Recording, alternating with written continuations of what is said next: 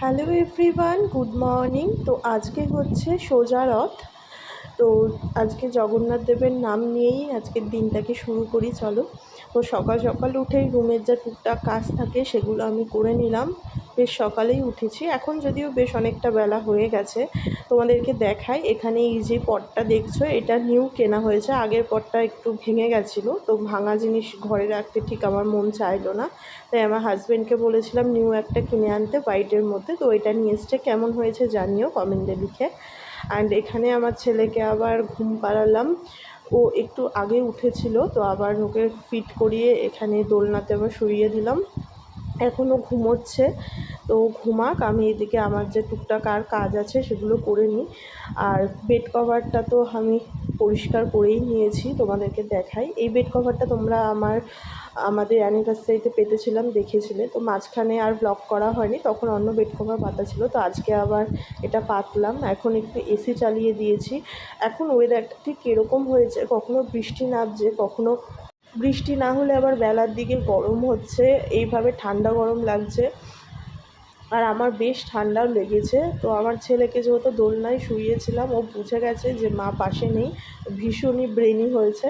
তো তাই জন্য ওকে আবার তুলে আমার পাশে খাটেই রাখলাম, যেহেতু বেডটাকেও ক্লিন করা হয়ে গেছে। তো এখন ওই জন্য ওকে পাশে শুইয়ে দিলাম।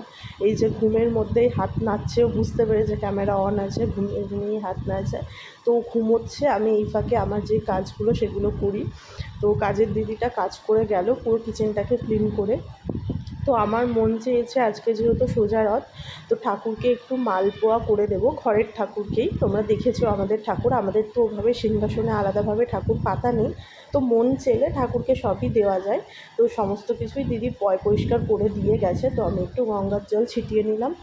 আর এখানটায় আমি এখন সবার ফার্স্ট এই দিকে বানিয়ে নিচ্ছি মালপোয়া, অ্যান্ড এর সাথে বানাচ্ছি সন্দেশ দিয়ে পাটিসাপটা। তো আমাদের ওই বাড়িতে কটা দেবো, ঠাকুরকে কটা দেবো, অ্যান্ড আমাদের নিচে মানে আমার শাশুড়ির জন্য কয়েকটা দেবো। তো মানে ফ্যামিলি আর কি, মেন ফ্যামিলি সবাইকেই কম বেশি দেওয়া হবে। আর এই দিকে আমার ছেলে ঠাকুরকে দেওয়ার আগেই ওর প্রসাদ চায়। তো ওকে আমি বলছি না বাবা, এখন না, আগে ঠাকুরকে দিয়ে দিই, তারপরে তুমি খেও।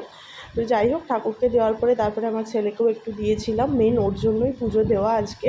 তার কারণটাও তোমাদেরকে বলি। আমরা এখন গেছিলাম সন্ধেবেলা, আমার হাজব্যান্ড অফিস থেকে আসার পথে ওই 9টা নাগাদ আমাদের কার্ড আনতে যাওয়ার কথা ছিল। তো আমি এখানে চলে এসেছি আমাদের চাকদা ভান্ডারী কালী মন্দিরে।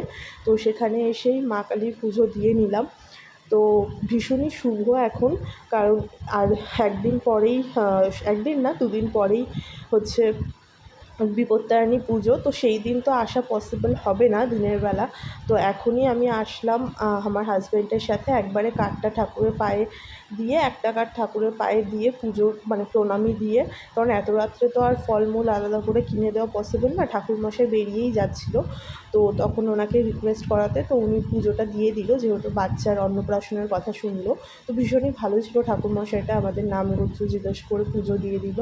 অ্যান্ড তারপরে আমরা একটা কাঠ ঠাকুরের পায়ে ছুঁইয়ে আমাদের কাছে রাখবো বলে নিয়ে এসেছি। অ্যান্ড আমার শাশুড়িকেও বললাম একটা কাঠ সিংহাসনে রাখতে, আর মাকেও একটা কাঠ দিয়েছি। মাকেও বলেছি ওই বাড়ির সিংহাসনে আমাদের গোপাল লোকনাথ আছে, শিব ঠাকুর আছে, তাদের কাছে রাখতে। তো যাই হোক, সবাইকে কার্ড মোটামুটি এবার দেওয়া স্টার্ট করব। তো এটা হচ্ছে সানডের ব্লগ, তোমরা দেখতে পাচ্ছ। তো আমরা লাঞ্চ টাঞ্চ করে এখন 4:30 মতো বাজে। তো এখন বেরিয়েছি, সবার ফার্স্ট যাব হচ্ছে দীঘে, মানে আমার মামা বাড়ি। তো মামা বাড়িতে গিয়ে আগে কার্ডটা দেবো। তো ওখানে দেওয়ার পর আরও অনেক জায়গায় দেওয়া আছে, সব জায়গার নাম আর বলছি না মেনশন করে করে। মেন আত্মীয় স্বজনদের মধ্যেই দেবো, আর আমার হাজব্যান্ডের কয়েকজন অফিস কলিগ, তাদেরকে আজকে দেওয়ার আছে।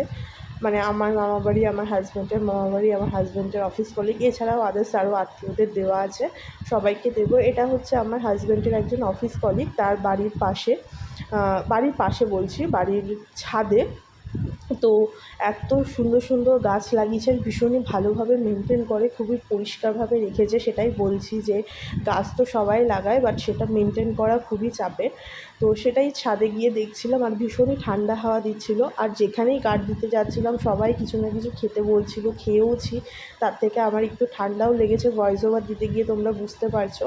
আর এটা ছিল অন্য আরেক দিনের ব্লগ। সেদিন ভীষণই বৃষ্টি হচ্ছিলো, এক জায়গায় স্বাধীনদের নেমন্তন্ন ছিল, এক জায়গায় বেবি শাওয়ার। তো 7 মান্থের বেবি শাওয়ার ছিল এটা। তো সেখানে অ্যাটেন্ড করতে গেছিলাম। তো ওখানেও বেশ অনেক কিছু খাইয়েছে। তো লাঞ্চ টাঞ্চ করে এখন বাড়ি যাব।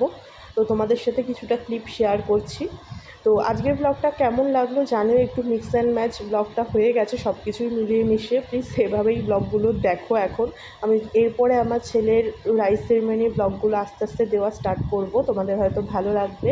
তো আজকের ব্লগটাকে তাহলে এখানেই এন্ড করছি। যদি আজকের ব্লগের কিছু ভালো লেগে থাকে তো কী করতে হবে তোমরা জানো। Please to like, comment, share and subscribe my YouTube channel Supriya Saha. দেখা হবে খুব শিগগিরই নেক্সট ব্লগে। নেক্সট ব্লগ খুব তাড়াতাড়ি আসছে। Till then stay happy, stay kind and stay খুব খুব খুব পজিটিভ। ততক্ষণের জন্য বাই।